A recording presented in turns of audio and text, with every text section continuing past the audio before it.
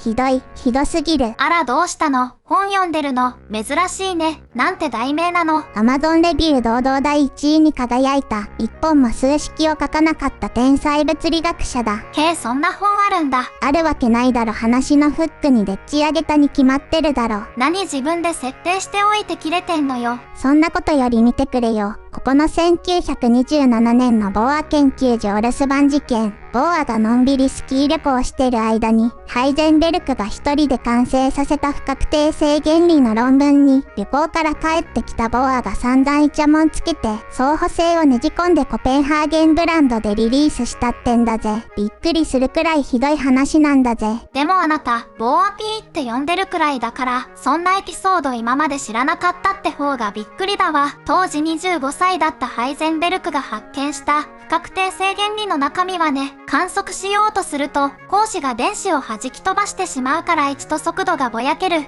ていう、今の科学でもそう説明されるような具体的かつ物理的なミクロの顕微鏡のイメージで書かれていたものなの。それをノルウェーで散々スキーを楽しんで帰ってきたボーアに見せたところ、ハイゼンベルク君、君の式は素晴らしいが解釈が浅い。一体これまで私の下で何を学んできたのだ。これは単なる観測の邪魔の問題じゃない。波と粒子の二重性、相補性という宇宙の根本的な仕様なんだよ。というふうに、ハイゼンベルクの論文の解釈を、ボーアが自分の正当性を主張するために編み出した相補性に合致するように変更させた事件よ。二人は激しい議論を戦わせて、ハイゼンベルクはプレッシャーのあまり涙を流したと言われてるわ。結局、ハイゼンベルクは論文の末尾に、ボーア先生の言う通り、相補性の視点も大事でしたという追記、プロデューサーへの忖度を入れさせられて出版されたのよ。そのハイゼンベルク論文という名の念書を手に入れたボーアは、早速それを携えて、その年のうちにイタリアのコモ会議や有名なソルベイ会議で、不確定性原理と自分の相補性をセットにして、コペンハーゲン解釈として発表し、コペンハーゲン解釈は量子力学の公式ルール、つまり主流派の理論として君臨することに成功したの。こんな私欲にまみれた企画力だけでボーアがのし上がっていること以上に、場の量子論の一般化を許さない量子力学の根本原理が、ここで決まってるというのがもうヤバすぎるんだぜ。そうだね、ガリレオ以降、物理学というのは、なぜを問わず、どうを記述する学問になった。これは究極的には、仮説を完全には排除できないという意味でもあるの。自然界のなぜを問うのは哲学の領域に分岐したんだね。キリがないから。アリストテレスとガリレオの違いはそこだよな。そう、究極的には自然界の法則が生んだ現象であることを認めないと計算が始められない。ボーアはその物理学というシステムのバグをうまく利用して、そこに大胆に割り込んだということなの。数式一本も書かずにうまく立ち回った天才ってのはそういうことか。さすが P なんだぜ。でもさ、そう考えるとボーアが、なぜや実在を問うな、で封印した結果、場の量子論 QFT 重力を除くはあれだけの予測精度、重力を除く、を叩き出したんだろ。現代にスマホがあるのもそのおかげだと言っていい。その封印解いたら今度は一体何が起きるんだぜ。どうだけを記述してきた物理学が、いよいよ、なぜに踏み込み始めるの。なんだそれ、アリストテレス主義に戻っちゃうの。ある意味そうかもね。なぜを問わずして先には進めないことが分かったからよ。肝理論。ループ量子重力、ホログラフィック原理、それぞれがなぜ重力は QFT には加えられないのかという問いに全く異なるアプローチで答えようとしているの。ガリレオ以来300年ぶりの物理学の方針転換とも言えるわ。300年ぶりって、それ革命じゃないの？革命なのよ。でも誰も正解を知らないまま、同時多発的に起きてる革命なの。ここからは常識破壊の義理科学のオンパレードよ。それは科学として成立する要件を満たしきれてない理論ってことだな。そういうのをオカルトって言うんじゃないのか。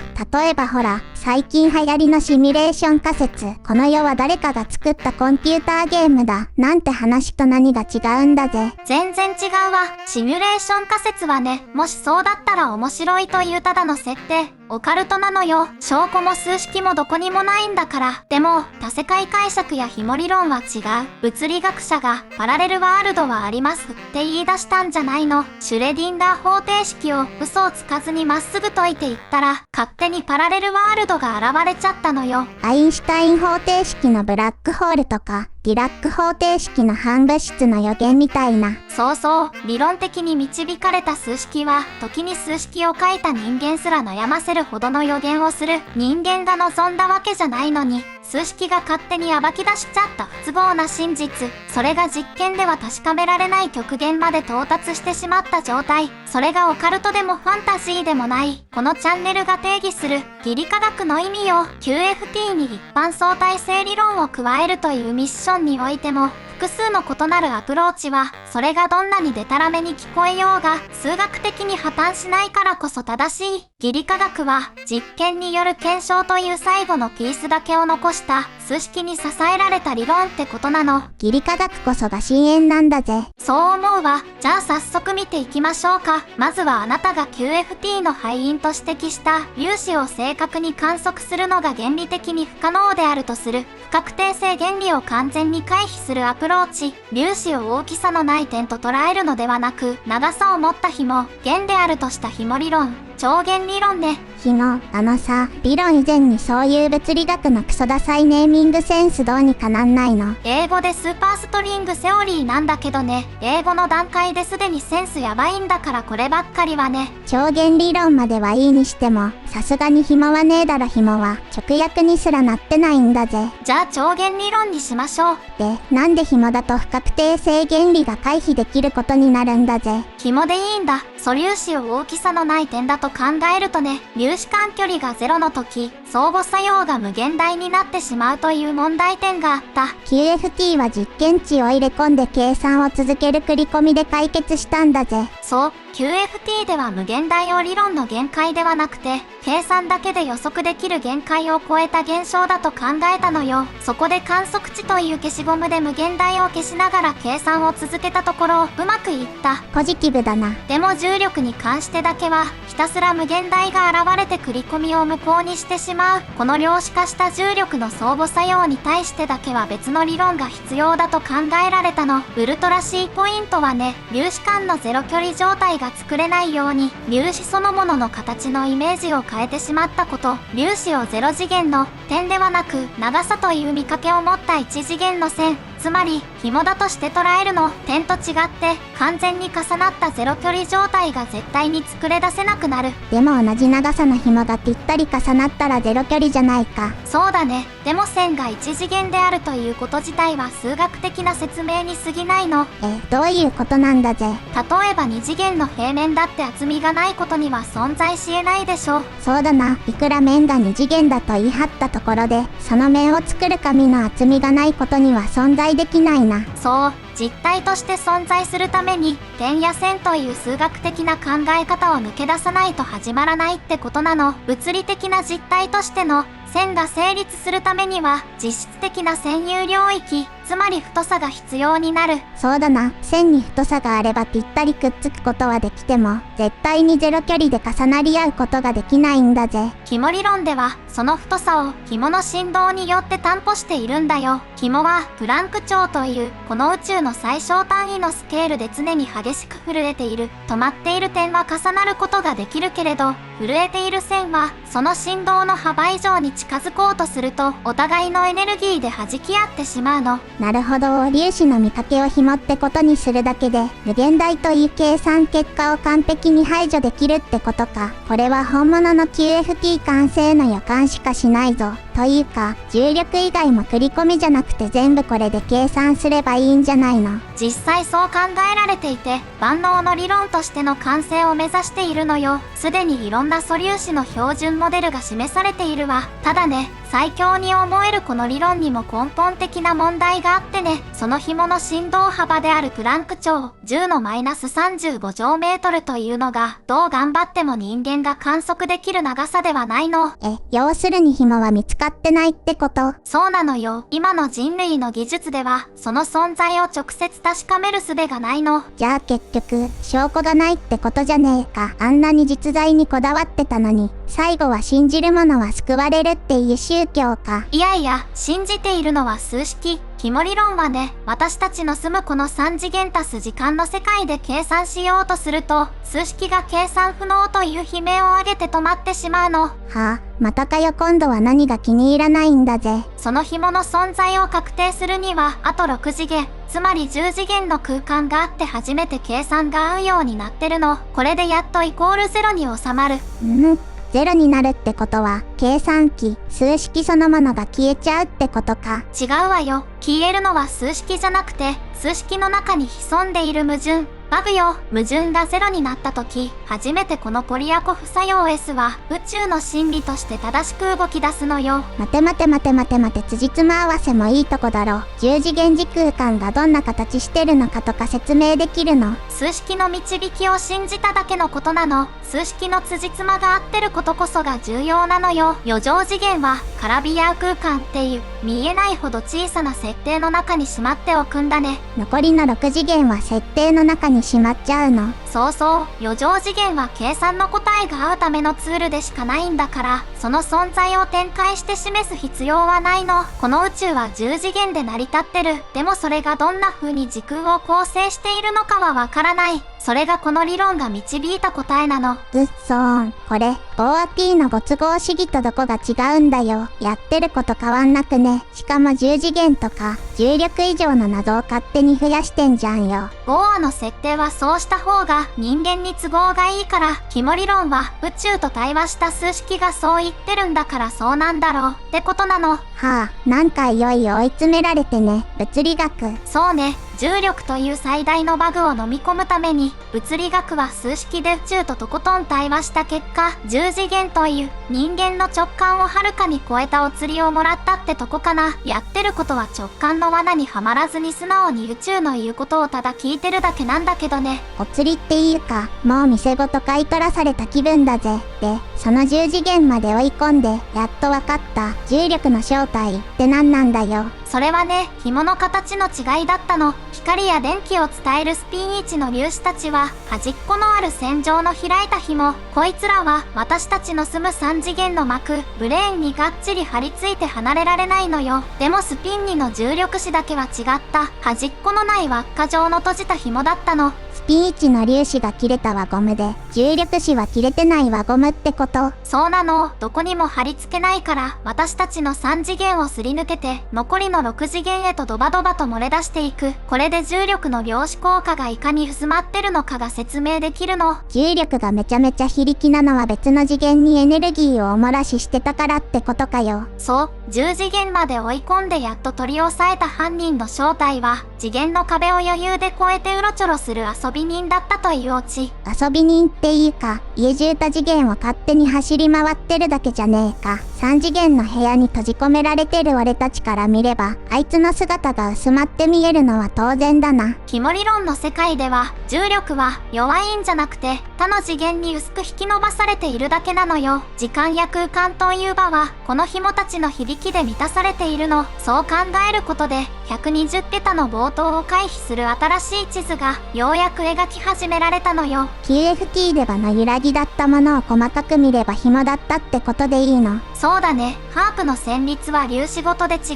う周波数を持っている。どの弦なら電子、レの弦なら光子というように、宇宙全体でハープを演奏してると思えばいいの。数学的には重力子は捕まえられたんだから、これで正し書き抜きの QFT 完成じゃないの？いや、それが話はそう単純ではなくてね。4次元での計算に10次元での計算をつなぎ合わせるというのは、新幹線の車両で山手線に乗り入れるってくらい無謀な話なの。そもそも線路の幅が違うし、車両も長すぎてカーブ曲がれないな。そう。QFT に直接乗り入れする式が作れない。なぜなら10次元を4次元に合わせた途端に重力子がまたどこかへ行ってしまうから。要するにさ、QFT っていう4次元専用の計算機に重力っていう10次元の超高画質データを無理やりぶち込もうとしたのが QFT のそもそもの間違いなんだろ。もう QFT ぶん投げて計算機ごと10次元対応に買い替えようぜってのが紐理論の正体か。察しがいいね。キモ理論は宇宙のすべてを10次元の OS で書き直したの。そうすれば重力子も他の粒子も同じ数式の中で仲良く演算できるからね。それやるなら10次元ってどういうことかをまず証明してもらわないとだな。そこが物理学者の痛いところね。数式の上では完璧に実在しているけれど、現実の世界では絡み合う空間の中に小さく畳んで隠しちゃったから誰にも見せることができない。数式は正しいけれど証拠は見せられない。あ、義理科学ってこういうことか。この宇宙が10次元だとするだけで、あの不確定性原理はもはや宇宙の呪いではなく、紐という素材の解像度の問題になる。多世界解釈で枝分かれした宇宙の収容先も、観測がどこで始まりどこで終わるのかという迷宮も、全てがパズルのように組み上がるんだけどね。でも、残念なことに、そのパズルを完成させるピース、次元は私たちの目には見えない場所に隠されているという設定になってる。というかそうせざるを得ない。計算さえ合っていれば、それは実在すると言えるのか。その問いはもう物理学っていうより哲学じゃん。そう、これが物理学が300年かけて一回りし、アリストテレス主義、観測よりも理性を信じる時代に回帰したという意味なのよ。直感が揺さぶられているのを感じるんだぜ。そうだよね。逆にもっと直感に従った力で押し切る男のアプローチがあるよ。重力の正体を追い込むのに時空間を増やすなどという余計なことをするから話がややこしくなる。今ある空間そのものを全て破壊して再構築すればもっと納得感がある説明ができる。その名をループ量子重力 LQG っていうの。なんか柄悪そうなのが出てきたな。より直感的なのはいいことだけれど暴力は反対なんだぜ。その空間そのものを破壊するっていうのは、ハープの弦が張ってあるステージをハープごと粉砕するってこと。ハープは壊さないのよ。QFT が残したミッションは、重力項をなんとかしろなんだから、多次元という QFT が動作しない新 OS を作るって話じゃないの。弦を張ってるフレームを取り替えるってイメージ。あ、そういうことか。設計思想から紐理論とは違うんだな。アインシュタインが重力とは時空の歪みだと言ったのなら、その時空つまり空間そのものを量子化、バラバラにすればいいじゃないかという発想ね。肝理論では空間は境目なくアナログな連続体だった。でもループ量子重力では空間はデジタルなビットの集まりだと考えるの。私たちの住むこの世界を極限まで拡大していくと、そこには心地よい滑らかな広がりなんてなくて、網目状につながった空間の粒が転がっているだけだと言うんだね。デジタルに変換したのかよ。でもビットという最小単位があれば何があろうとそこが限界だから、不確定性原理の檻には絶対はまらないんだぜ。うまいこと考えたな。でもさ、アインシュタインの時空の歪みって、いかにも幾何学って感じのアナログな曲線の集まりじゃん。そうなのよ。その幾何学を直接量子化すること自体が一般相対性理論を歪めてしまう。そこでアシテカ変数というこの曲線を通信パケットに変換するプラグを発明して、これを挟むことで一般相対性理論の幾何学表現を量子化させたの。そしたらあら不思議。幾何学な曲線は消えてなくなった代わりに空間の粒同士をつなぐ線、ループのネットワークが浮かび上がってきたのよ。これをスピンネットワークと呼ぶの。アインシュタインの優雅な曲線がレトロゲームのポリゴンみたいになっちゃったじゃんよ。ひってえな。これは対価ではなく本質の発見なの。幾何学、形という古臭い言語をネットワーク、情報のつながりという現代の言語に翻訳したのよ。アブハヤシテカが見つけたこの魔法の数式によって空間は物差し、距離で測る場所から情報のやり取り、通信網へと姿を変えた。もう滑らかな空間なんてどこにもない。あるのはこのビットの鎖が織りなす関係性だけなのよ。空間は空間の粒のネットワークだということだな。そうだね。そしてこれこそが重力と量子論が同じ土俵に立つための唯一の接点だったというわけ。アシテカ変数が決め手になったな。重力の量子化に成功したんだから、当然これで QFT のナゲットなしジャーマンだった重力項きっちり回収できるんだろ。俺は話の本筋を忘れてないんだぜ。そうだね。本筋はそっちだよね。ループ量子重力理論において重力は外からやってくる力じゃないの。このネットワークが形作る幾何学の揺らぎそのものが重力の正体なのよ。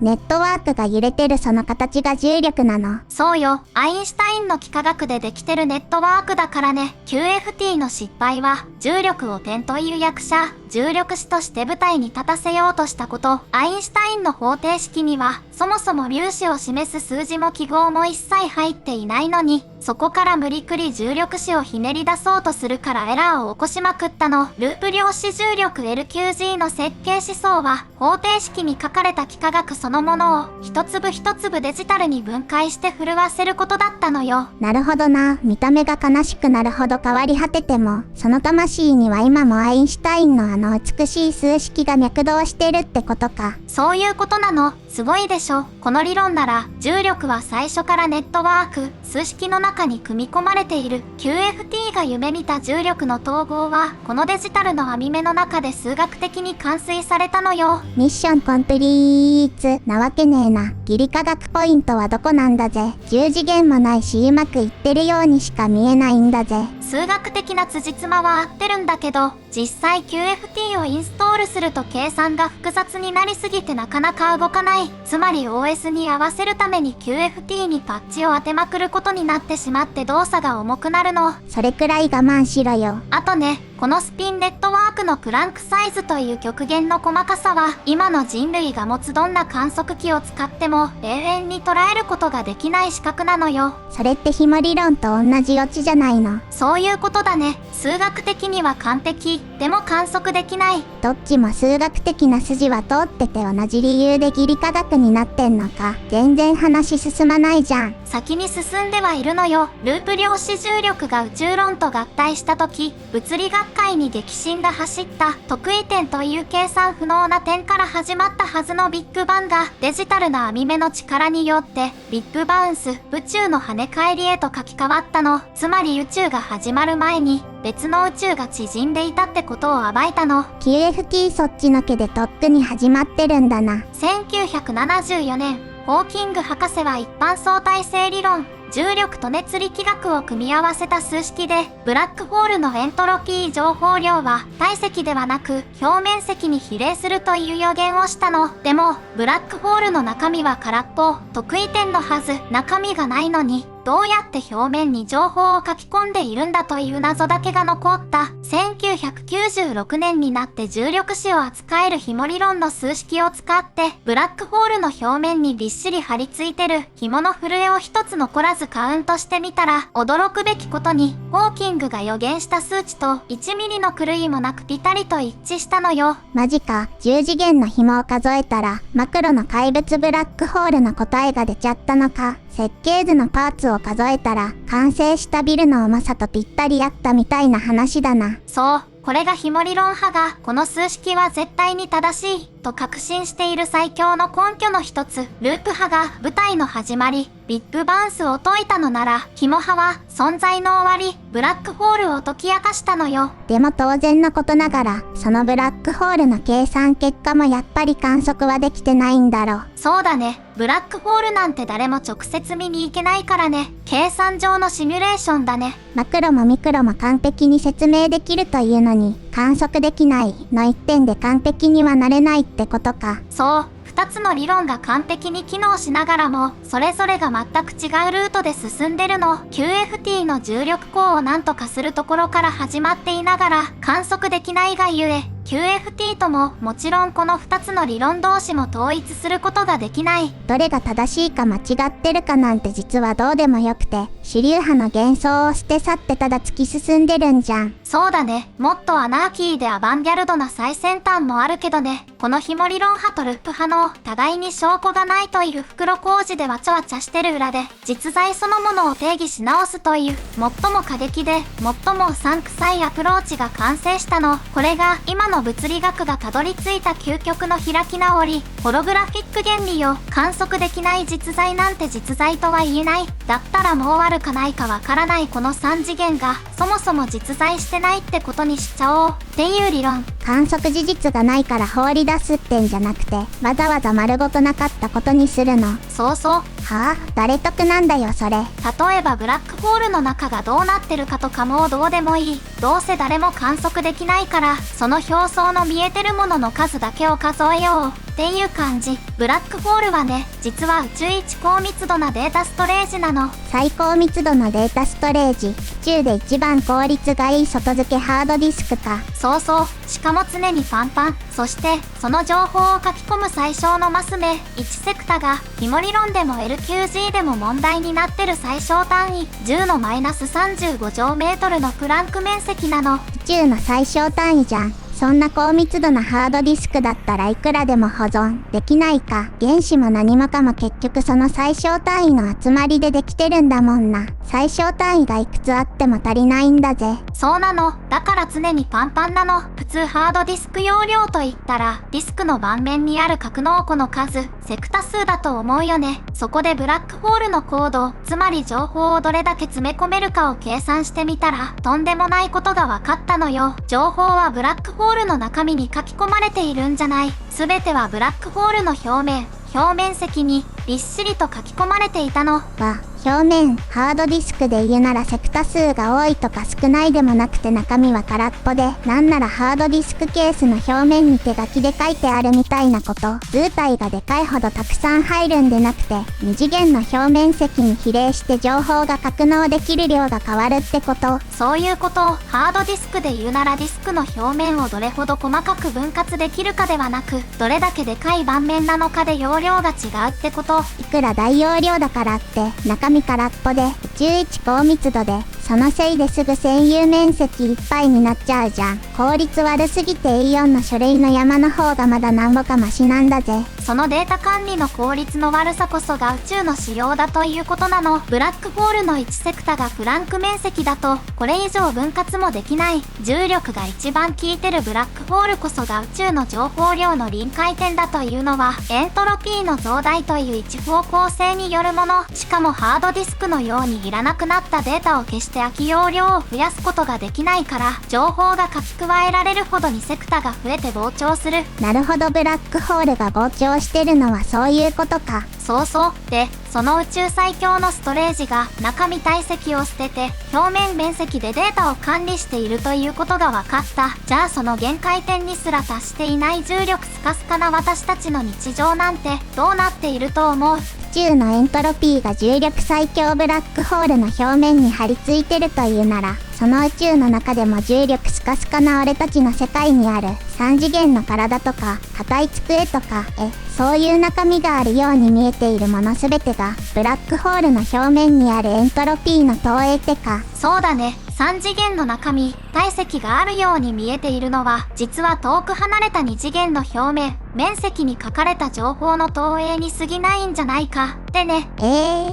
じゃあブラックホールを宇宙空間に投影しているエントロピーはどこにあるんだぜ。まあ当然の疑問よね。それが宇宙の果て、宇宙の地平線ってことになるの。もうわかっちゃったんだぜ。これは絶対に義理科学ですらないんだぜ。説明続けていいかしら。どうぞどうぞ。ブラックホールが情報の密度がマックスな場所なら、宇宙全体を包み込む地平線は、この宇宙の全データが保存された巨大なスクリーン。そこにある膨大なビット情報が3次元という幻影を内側に映し出している。それが私たちの住むこの近似の宇宙の正体だったのよ。ってことは物質を形作ってる原子そのものが宇宙の果て、あるいはブラックホールの表層の二次元データの投影だってこと。そう。これがジョン・ホイーラーがたどり着いた究極の境地。It from Bit。すべての実在は情報から生まれる。物質という It。